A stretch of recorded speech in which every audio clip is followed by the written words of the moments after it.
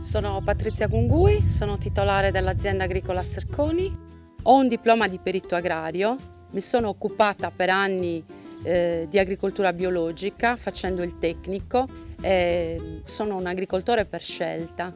È un'azienda piccola perché sono poco più di 2 ettari. Ho pensato che dovevo trovare una coltivazione che in un piccolo spazio come quello che io avevo a disposizione mi desse comunque un reddito soddisfacente.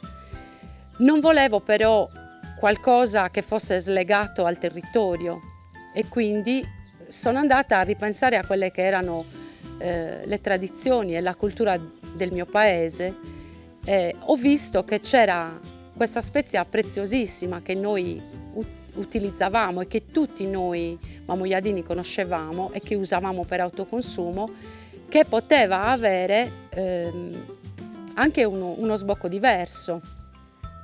Quindi ho deciso di continuare questo percorso e ho realizzato l'impianto di zafferano che era di 5.000 metri quadri.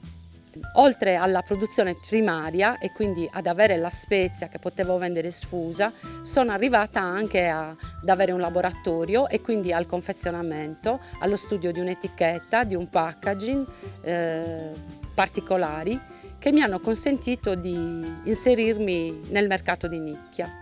Lo zafferano di qualità che viene prodotto all'interno di piccole aziende non è sicuramente un prodotto da trovare negli scaffali della grande distribuzione, è un prodotto di pregio che va inserito all'interno di mercati particolari, di nicchia, dove il prodotto può essere apprezzato, dove gli può essere dato il suo giusto valore economico.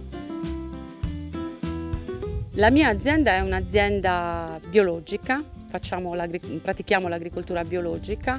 Oltre allo zafferano ho un piccolo oliveto che produciamo dell'olio ma per lo più per autoconsumo e un coltivo ortaggi.